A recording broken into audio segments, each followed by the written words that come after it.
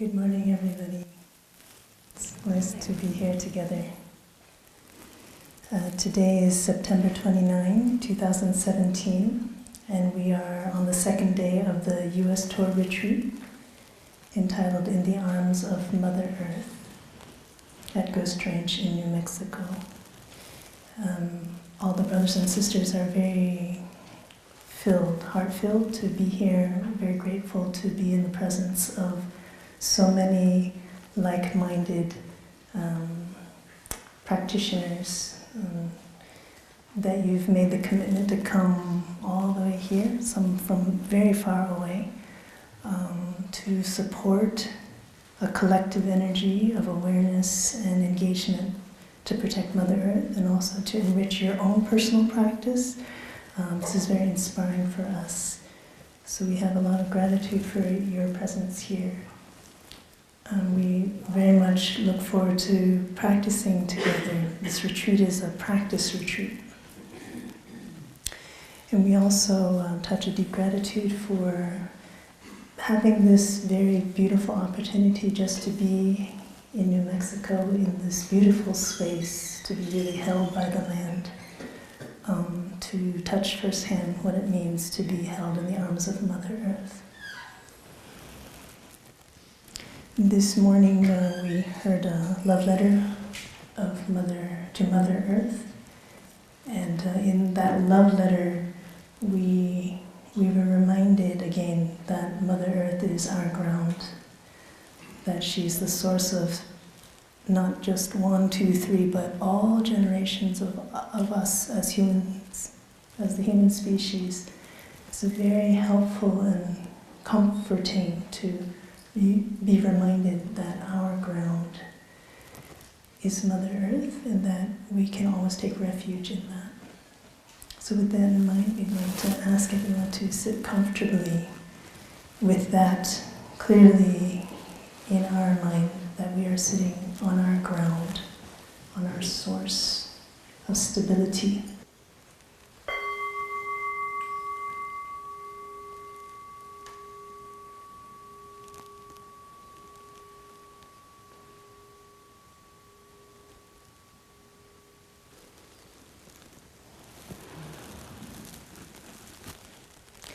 Dear respected Te, dear elders, dear noble community, I cheated a little bit. We usually start the clock after the bell, so I got my intro in before the bell.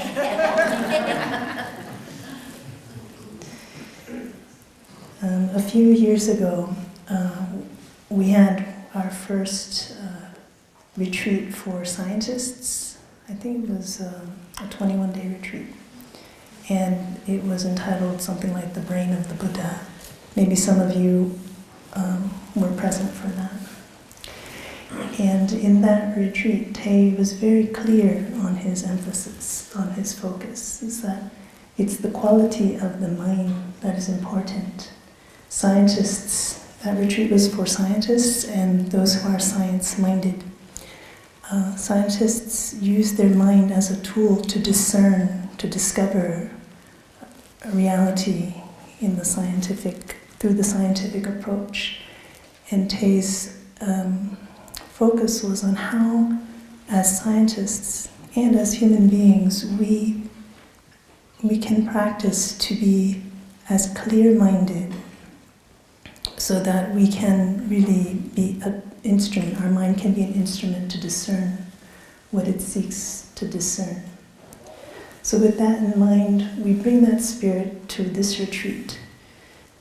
Most of us came here because of love for Mother Earth, a forward engagement. Maybe some of us also came because of seeking a kind of healing and nourishment at the same time.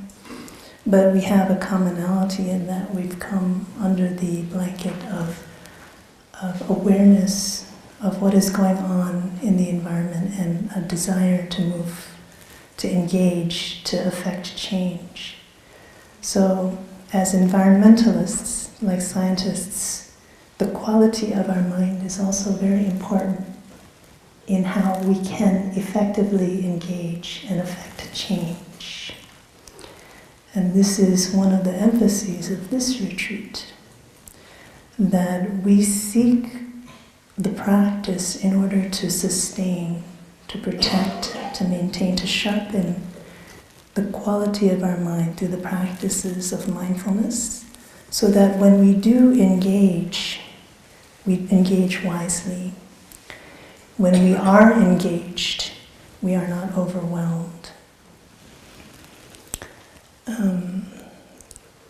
So just as the earth, Mother Earth, is the grounding of all of us, as practitioners, our grounding, our stability as engaged practitioners are twofold. It is the teachings and it is the practice. We don't need to be told that there's suffering because we already experience that in our daily life, and we see it day in, day out. When we look out, we read the news, we see the growing speed of natural disasters that are occurring around us. So we don't need to be told that there's suffering. But what the teachings are there for us is to reassess what our relationship with that suffering is inside of us, the anxieties and the worries, and also the suffering that's coming to us from the suffering outside. The teachings, the Four Noble Truths, is to help us remember that the place of suffering in our engagement with suffering. So before we jump the gun and become environmentalists actively, there needs to be a cultivation of an awareness and a relationship with suffering so that we step forward with clarity.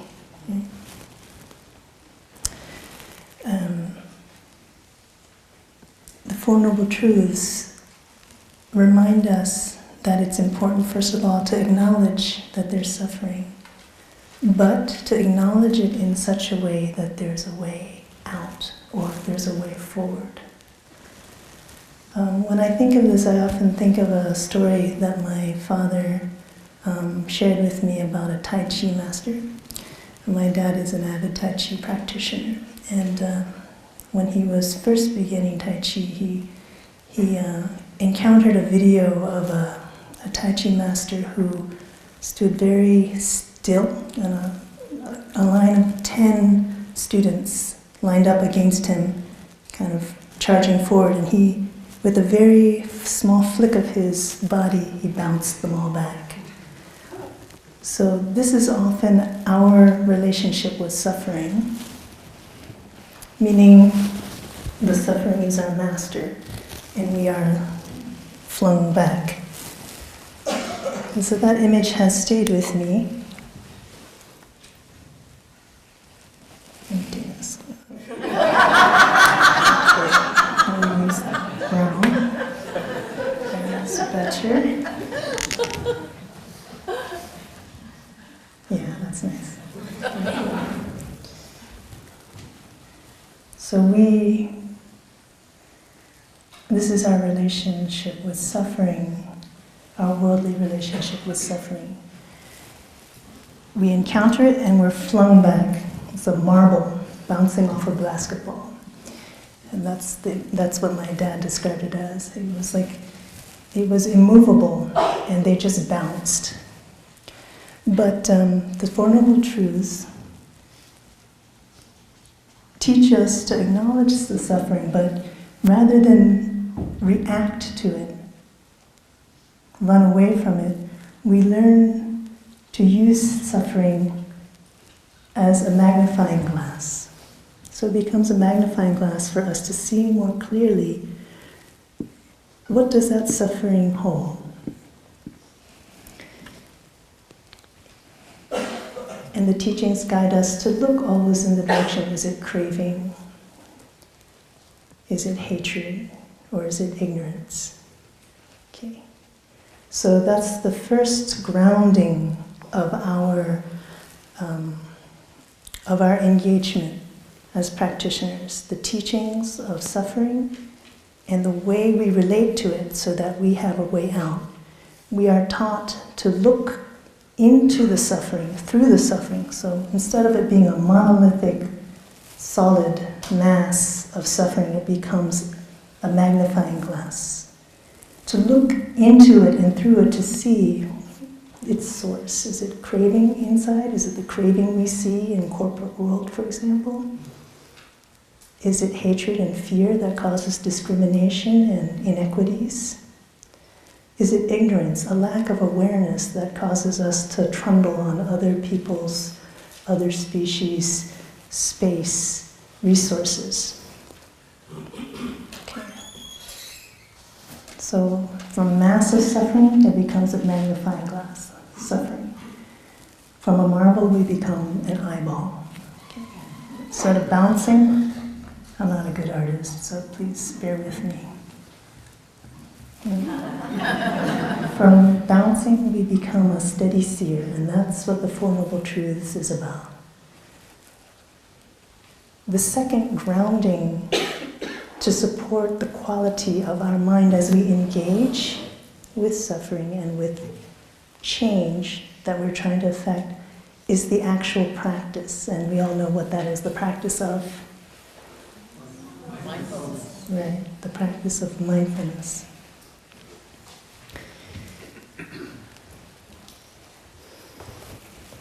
So the question is, how strong is our mindfulness to see us through to the other shore? Because we know that there are, at this point in time, our current situation globally, we know that if we really stop and look seriously at the issue, we know the elephant in the room is that we have to, each one of us, make a radical shift in our life in order to contribute to what we want to change. And it requires no less than that.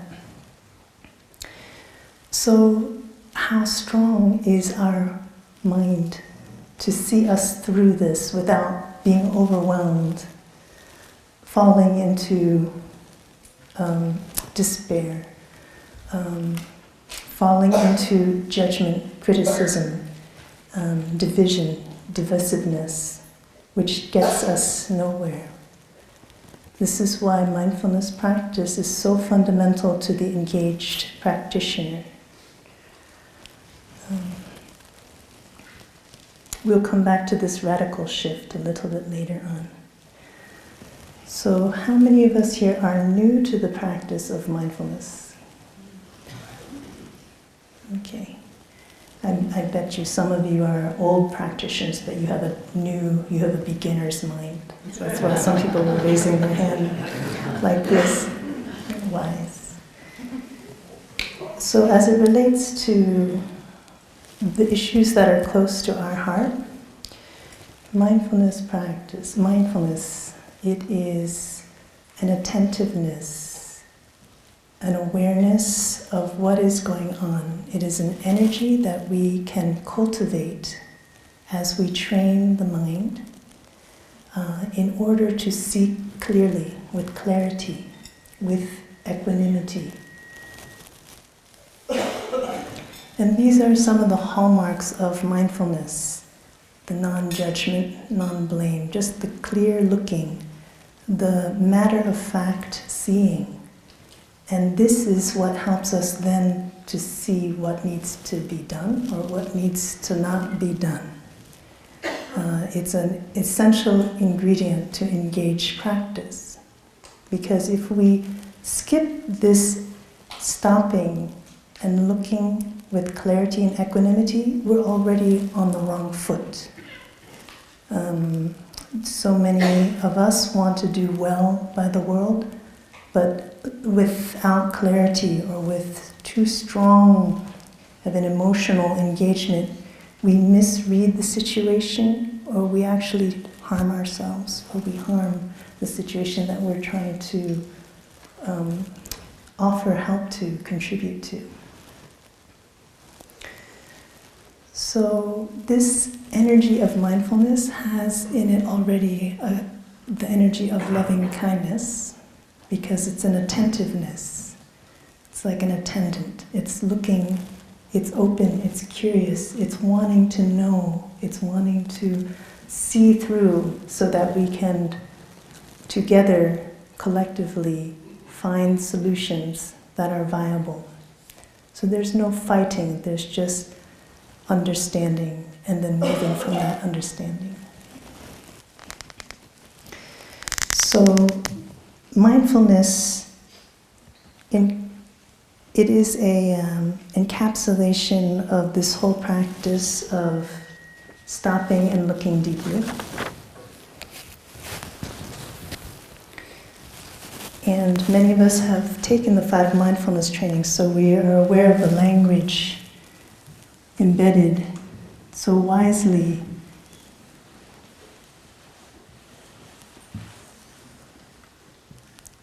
in the mindfulness trainings. And in this retreat, we would like to invite you to, in particular, look more deeply at the 5 mindfulness trainings in the light of awareness. What are we aware of? Intention. What intention is our awareness give rise to? And then the hidden part is the action. What actions are we taking to manifest our awareness and our intention? In particular, the 5th mindfulness training on consumption. The fifth mindfulness training on nourishment and healing. So in practice of mindfulness, it is stopping to become aware that so that we can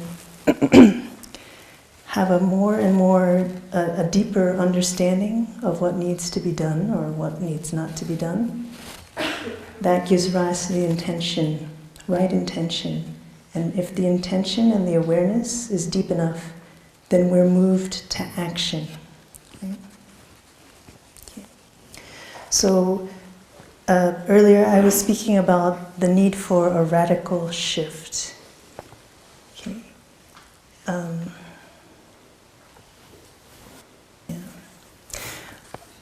A radical shift, front and center in this radical shift is our way of consuming.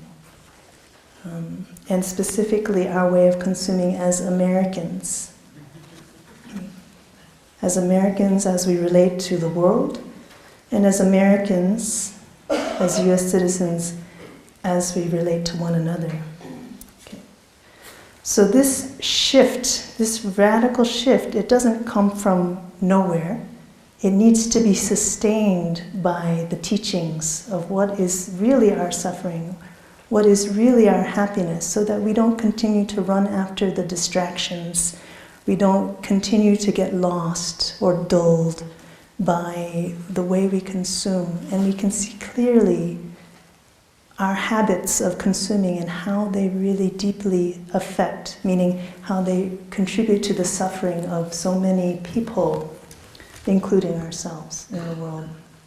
So this is what we, at heart, if we look truly deeply at ourselves and are honest, each one of us can begin to make a very drastic change just by focusing our attention on the way we consume. Okay, so that's the elephant in the room. There's a lot that can be accomplished by putting our heads together to ask for change in the corporate world. But the corporate world is they run by supply and demand, and who's demanding? It's we as the consumers, the individual consumers. Again and again, as we come to the practice of mindfulness, and especially through the lens of the 5 mindfulness trainings, we see there's a relationship between the individual and the collective. We will most probably keep hearing about this. What is the relationship between our individual endeavor and our collective endeavor. And what we would like to share here is that there is no real wall between the two, that they are deeply interwoven. So our drastic change in the way we want and desire and consume will have a drastic effect on what people are asked to put out. So it's a very grassroots and immediate way of effecting change, above and beyond, or deeper than just demanding it without changing something in your life. See, so it's very important that we look into our individual practice. What are we? So when we talk about consuming, the way we consume, the questions we want to ask is, what is it, and how much? Because that's how we. What are we consuming, and how much?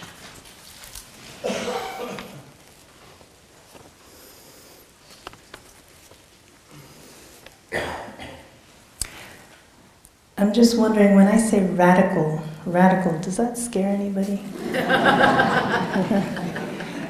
Do you have images of like going off the grid or living in New Mexico?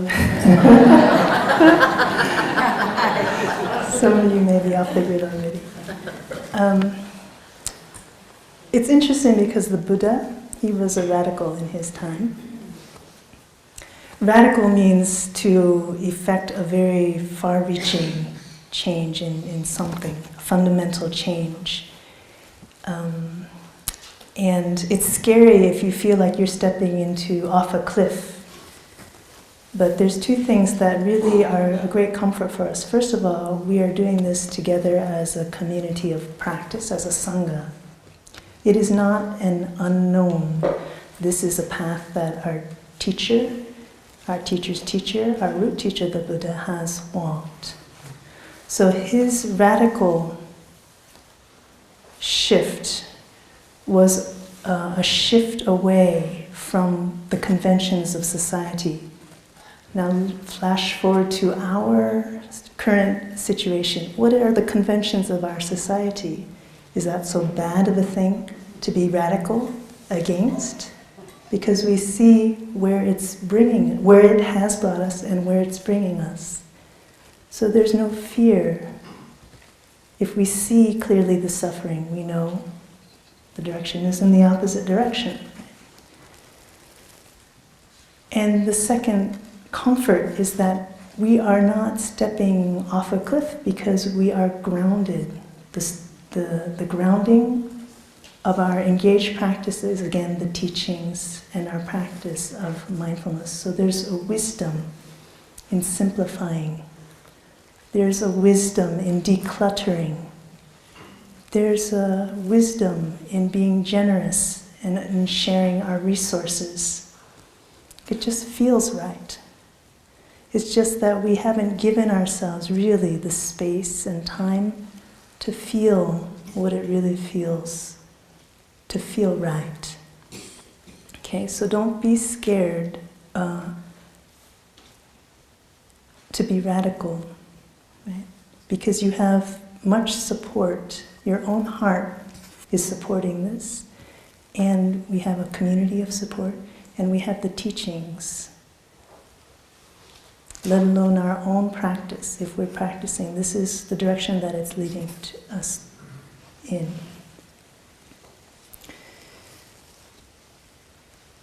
So this radical shift that we're talking about is, first of all, a shift in our understanding.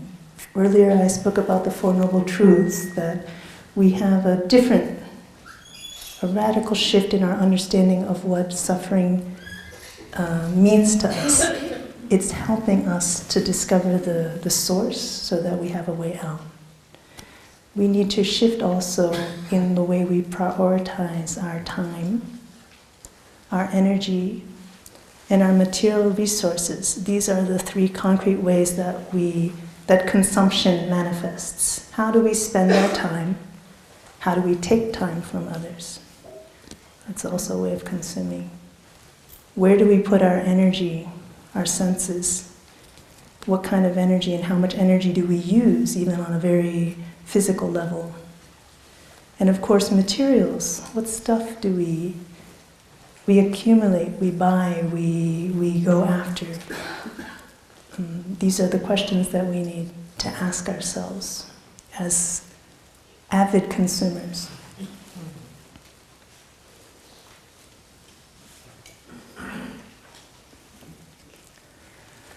In the U.S., I was born and raised in the U.S., so this is the milieu that I've grown up in. And I have actually not very many windows into the way of life, the standards of living, the limitations that are in other areas of the world. But I do remember there was one incident that opened my eyes, one of a few. I remember visiting Vietnam back in 2005, visiting my grandmother. And as a monastic, we tend to think that we are already doing okay by the simple living, simple living, we're doing okay. So I felt, as a monastic, I've chosen this life and I'm living a simple life. I had quite a shock one afternoon when I came to visit my grandmother, and I placed my sandals where the shoes are supposed to go. We were being visited by other monastics. They were coming to lend support to offer chanting. And when they came, they also came and lined up their sandals. And I have to say, when I looked, I was suddenly deeply embarrassed. Because what I thought was very simple, my sandals, was actually quite extravagant by their standards. They had wooden clogs with a string. And mine was some sort of something or other, branded something with rubber, and it was like a Ferrari compared to their bicycle. And it was just a shock for me, and it made me realize that no matter where we are, there is something to be learned, there's something to deepen in our way of understanding. And I came from that experience with a humbler attitude about this path of simplifying. And I realized that no matter how simple I am, I could be simpler. Yeah. And just by the fact that we as Americans, we live in this environment, we are surrounded by a kind of norm that if we don't take the time to really look, to explore and learn about other cultures, other situations, then we won't have a very balanced view of the world, and we will continue to live in a way that's inequitable, just out of ignorance, not out of intention, but just because that's our collective karma as Americans, in a way. There's a blind spot there. So the time we take, it may be inequitable. The energy that we consume is inequitable. The material resources that we take are inequitable. And what we already see this. We enjoy so many technological gadgets. And there are wastelands of technology in other countries that are holding those just over the zenith technological gadgets that we've thrown away. But this is our norm, this is our standard. So there needs to be something that makes us stop and be willing to look at what we feel entitled to. What is our norm? And what is that? It's our Sangha, it's our own practice in our heart. Our heart to explore the suffering that we're seeing now. We're starting to hear from and we're starting to see, and now it's coming back and we're experiencing it for ourselves.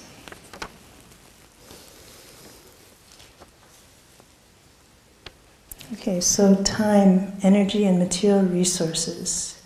In the 5th mindfulness training, or is it the 2nd mindfulness training? Which one is it? I will share, I think it's the 2nd mindfulness training about generosity. it speaks specifically about that. I will share my time, energy, and material resources with those who are in real need. How do we define who's in real need? Our child may love that toy and we can offer that toy, but is there another way that we can use those resources to maybe offer a deeper gift of generosity, a model of generosity, to maybe give to charity, to show our children another way of relating to material resources that isn't so me-oriented, but is more and more aware of the inequities around and always seeking to find some sort of balance.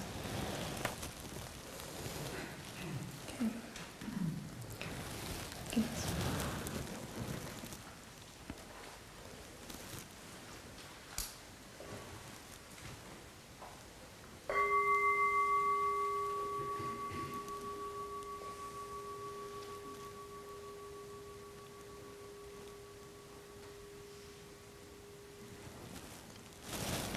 So hand in hand with mindful consumption is the practice of simple living, simple mindful living. Or we can say learning how to let go and knowing that enough is enough. And this gets to the heart of awareness. What is our happiness? Do we hang it on material things and of having, of obtaining?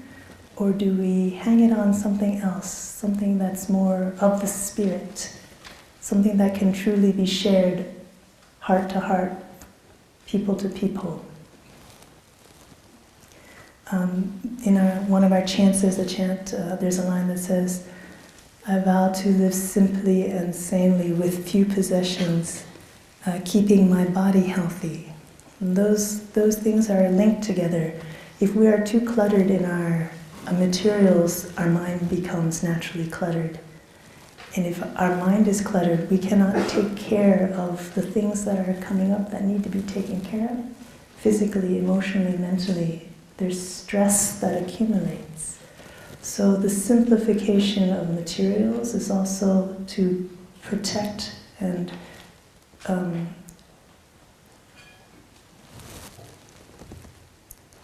train the mind to see more clearly, to focus on the things that need to be focused on. The image is like a kind of cloud of consumption. And as we learn to simplify, we kind of take those clouds away and are no longer distracted by that ambiguity. We can more clearly see what's most important in our lives. So we always want to be concrete in our sharings and our practice. So I don't want to say that engaging in the practice so that you can make these very radical shifts in the way you consume and simplify is as easy as that. It always needs to have that foundation of awareness. It needs to be supported by a regular practice of meditation, again, to keep our mind alert to the suffering out there, keep our mind from becoming complacent. We, in our community, are very lucky that we have sanghas, like the Earth Holder Sangha, that is kind of putting the flame to this, to bring this out, so that we can more easily access the action, awareness, intention, and action aspect of our practice. How many of us are active members here of Earth Holder? Okay. I'm surprised. I thought there would be more Earth Holders here. So hopefully by the end of this retreat, we will have a quadruple-fold number of hands. That's part of the engaged part of practice in our community. If you have had a chance to look at the pamphlet that everyone has, a very beautiful document is the Earth Holder Commitment, which walks us through this practice of awareness, intention, and action. And especially, the aspect that I especially appreciate about this is that it encompasses both the individual and collective effort. That we can step forward and do actions in our individual life, in our family life, and also we join awareness and forces to begin a more global engagement together, all in the spirit of mindful, nonviolent action. So if you haven't had the chance yet to look, you feel like you need some ideas of how to actively implement your deep and positive intention, this is a very concrete way of moving forward. This is an example of how action will manifest our intention. And perhaps there are things that aren't on this list that you are already doing or that you have the intention of doing. And please feel free to add that to your personal list, share that in your Sangha, so we build a momentum of awareness, intention, and action. And I am coming over my time, so my brother is very generous.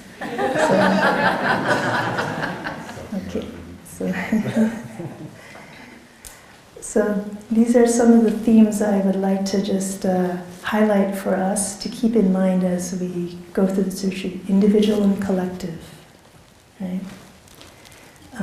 Being concrete with moving as our awareness grows. How does it manifest in our intention concretely? How does it manifest in our actions concretely? Concrete practice. Looking at consumption as both a cause and effect. So we talk about supply and demand. As we consume, we become the cause of more demand. So there's a real motivation to change our way of consumption just by knowing that. That's an example of a cause. There's also consumption as an effect.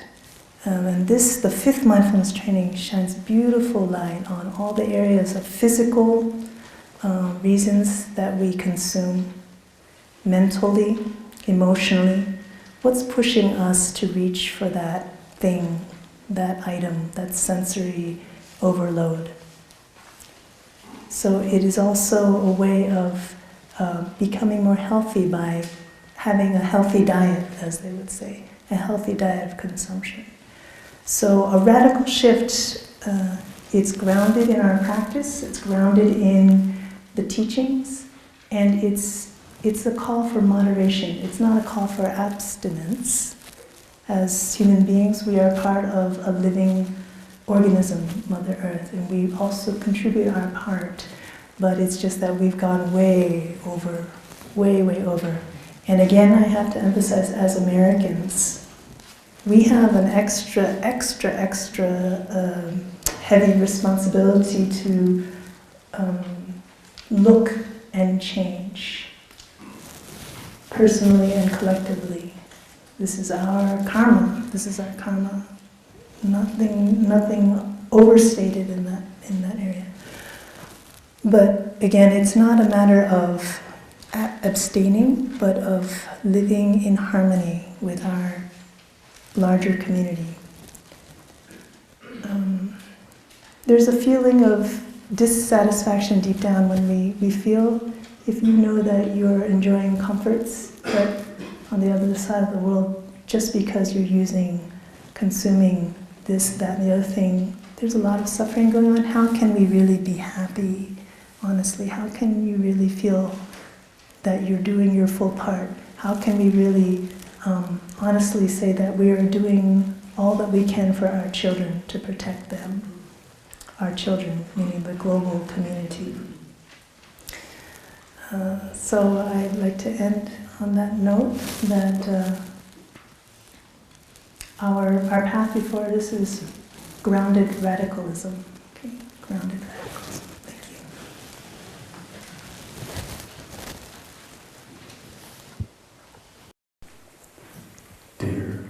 Thank you. Dear respected teachers, dear beloved community, it's always a treat to have a chance to sit up here with Sister True Vow and follow her. I don't feel like I have to say too much. It's nice for me. I wanted to follow on a little bit with what I heard, which was radical community, radical grounded, and to me it brings up an image of roots going down into the earth, of a big giant tree. We're all part of that tree. Sorry for the, it's like a kind of mosquito sound in the background with the microphone. I think it's like a high-pitched whining. So sorry about that, but it can be a valid mindfulness for us. And yeah, so this is the image I like a lot of a great tree that has roots that go down deeply into the earth. It's kind of a symbol that I like for our community. And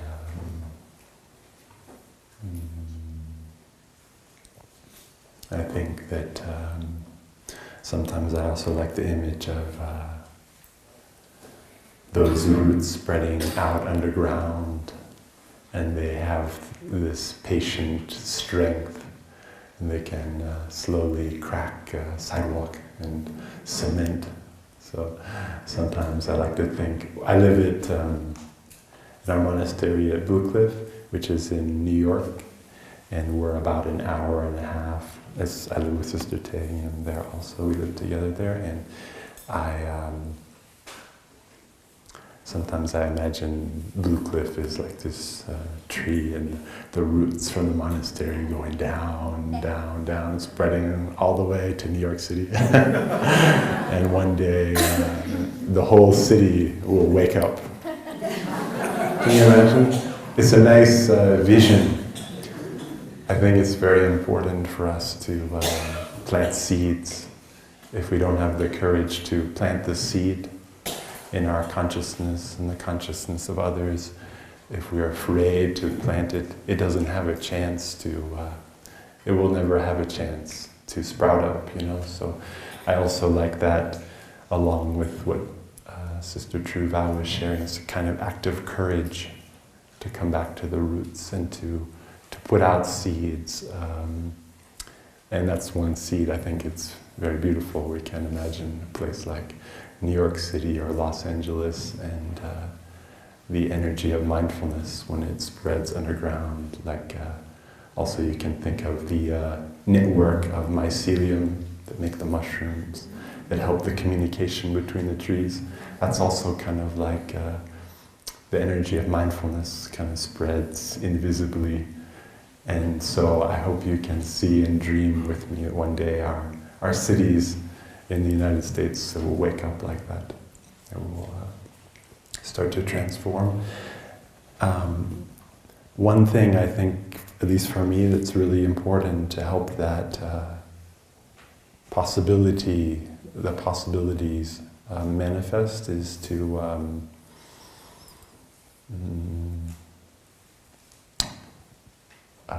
understand maybe some of the obstacles or blocks that we might have. And I also see that when we take those away, we also are able to touch a kind of love. I think that this is something Sister True Vow shared in another Dharma talk at Deer Park. It's mindfulness is a kind of love, right? It's the first aspect of love, being there. You're present, you're there. And that's, Thai's teaching to, I am here for you, or I know you are there, and I'm so happy. These are the mantras on love. So I think of mindfulness also as the energy of love. And I also, it's a little bit inspiring for me sitting in this hall, because I think it's called agape, which is the Greek word for love. And I also see that's the energy that will help us have the strength and the courage to be radical and to get free. They kind of go back and forth, they support each other, you know. A little bit of love, a little bit of mindfulness, a little bit more freedom, a little bit more courage helps us to love even more. And I think Dr. Martin Luther King also shared that title of one of his sermons, or I could get it wrong, but I think it's Strength to Love. It takes some strength to do that, courage. So, not too much talking. How about we do an exercise to build our capacity to be there and to love? Would you like to do that? It's kind of break. Just take a break from the talking. And also, we've been sitting a little while, so how about we just stretch a little bit mindfully and get yourself ready to stand up?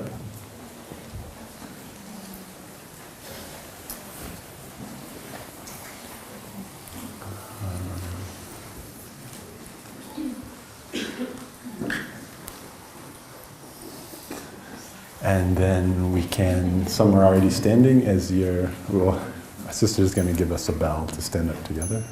So we're doing that together. I know it's noble silence still, but one or two words of connection, of greeting, like, you know, so you connect a little bit.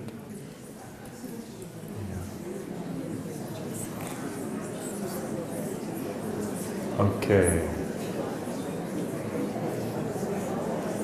Great. Some people are...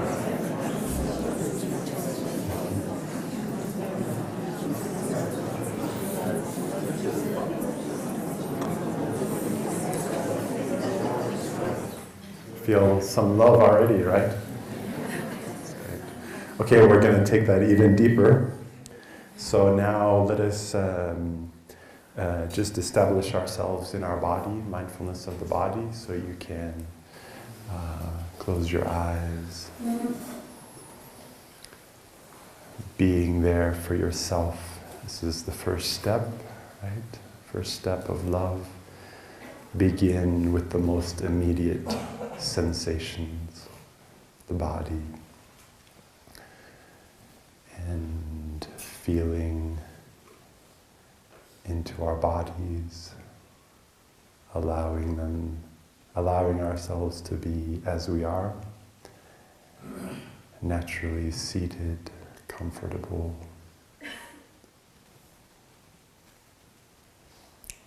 See what's happening in the sensations of the body, whether it's pleasant or unpleasant. Just being there. See if we can make space for what is there. Take a few breaths like that, listening to the sound of the bell and being there for our bodies as they are, our experience.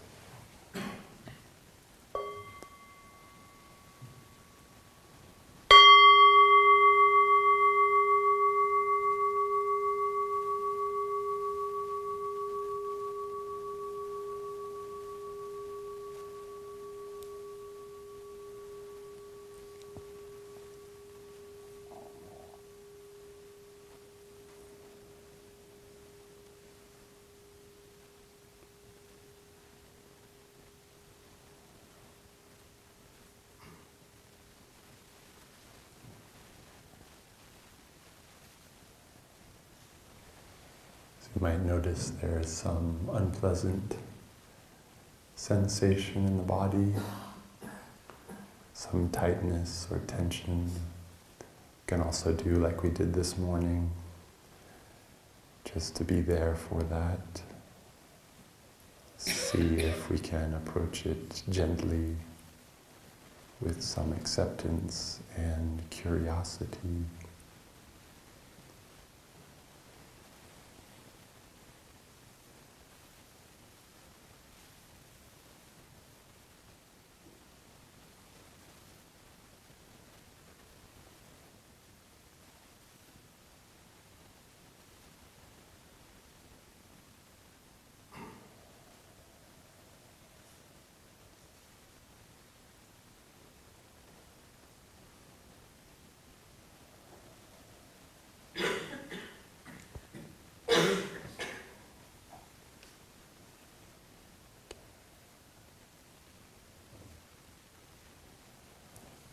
So if it comes up naturally, the feeling of wanting to take care, to embrace, that's wonderful. Sometimes it just comes up, or you might even touch a feeling of joy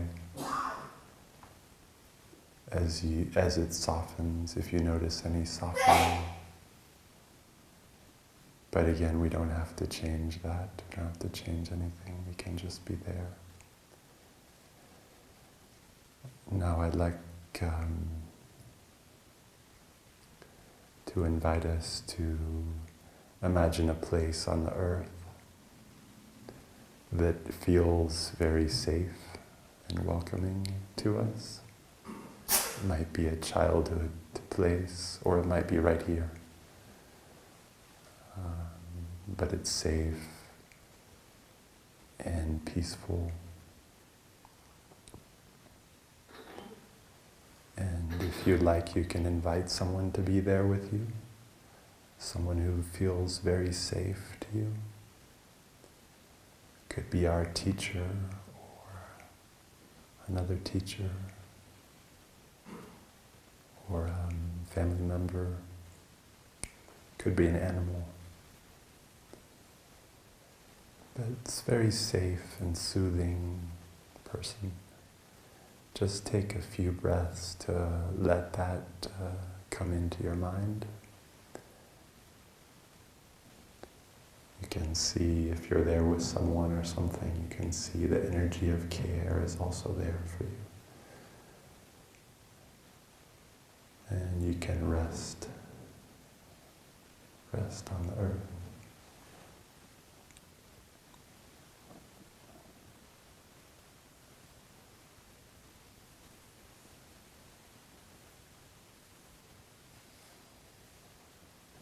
Maybe that person is saying to you that it's okay.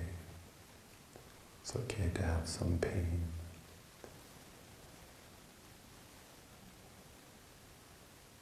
They might hold your hand or smile. So see if the energy of care and soothing comes up. It might feel warm in your body, in your heart.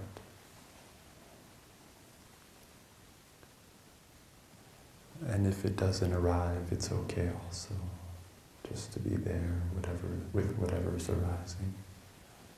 Okay, so now I'd like us to open our eyes and take a look at our partner. Try to imagine that they have just been doing this practice. They have ancestors. They carry some, maybe they carry some wounds from the past. Maybe their ancestors have some suffering, but they also have some beauty. See their strengths and joy. They're alive in front of you, so seeing them for a little bit with open eyes. And then we can return to closed eyes. And now sending this energy of care that you have generated, wishing the other person to be well, safe, peaceful, free, that they would get the insight to see the way out of any pain or difficulty they have. Just take a few breaths to feel that.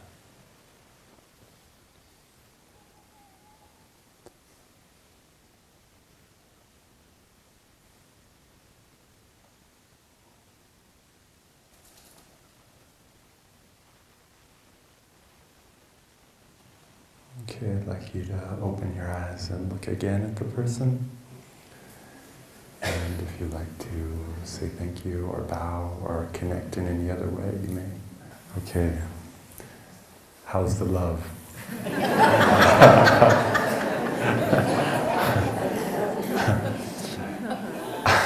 So I think if we have enough love, yeah, we don't need much of anything else. And the love of the earth for us is also very great, offering us air, water, shelter, food every day, and have a chance to cultivate that love in community.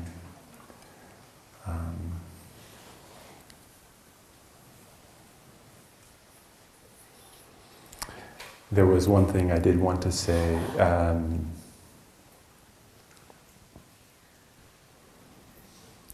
It's another one. It's a kind of obstacle that it's personal for me. So, and I think a lot of us have it. So I want to talk about it. It's the kind of feeling that I'm not enough. So it's kind of the opposite. Like I don't have enough, and I'm not enough. Like I haven't done enough. Right? So sometimes that drives us. I need to be, who wants to be a good practitioner here? Okay. Let's all throw that away. Okay? Just take it. Right?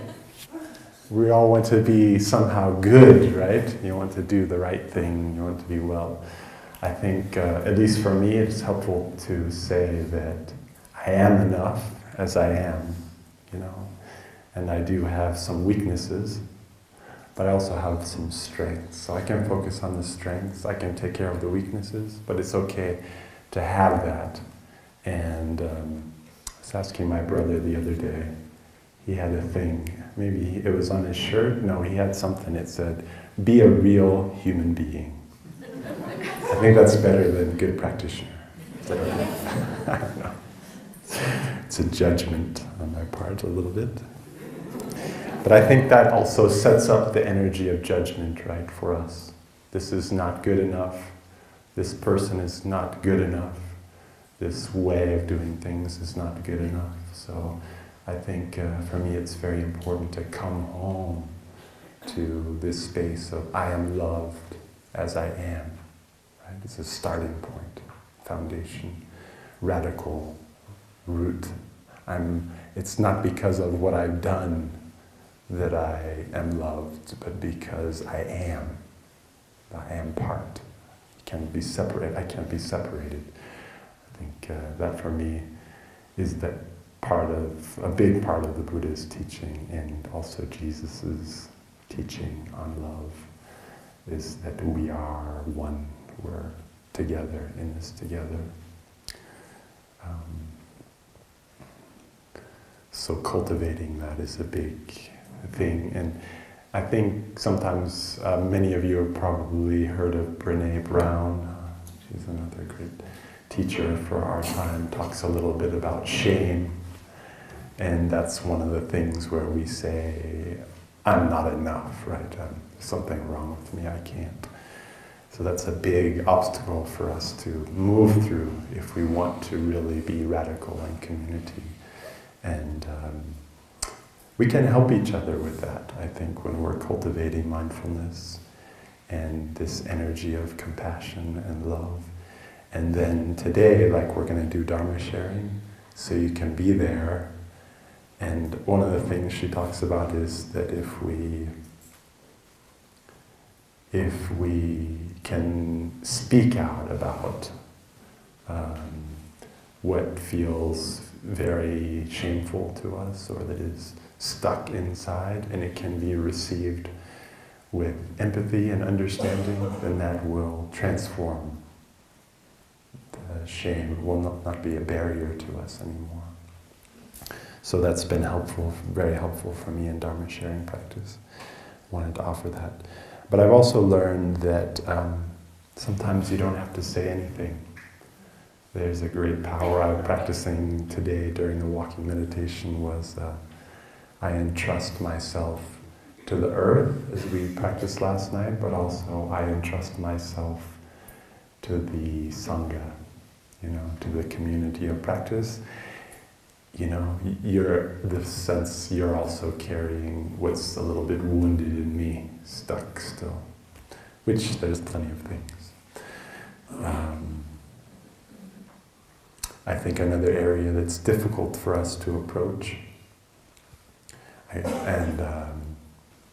Sometimes I get in trouble with my brothers because I bring up this topic a lot, but I keep looking at this, is our sexuality, because it's also one of the main drivers behind what is causing us so much suffering in the world today. And there's so many of us, and there's a push in us to survive and to continue. It's very powerful.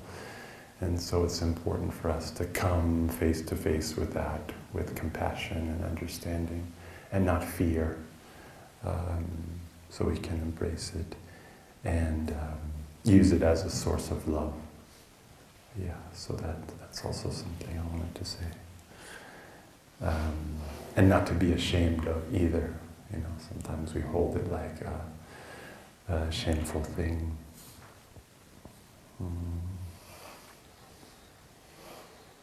The last thing I will end on is as joy as another really essential element of love. And we've already been talking about cultivating the mind of love a little bit through mindfulness and being present and seeing the wonders of life.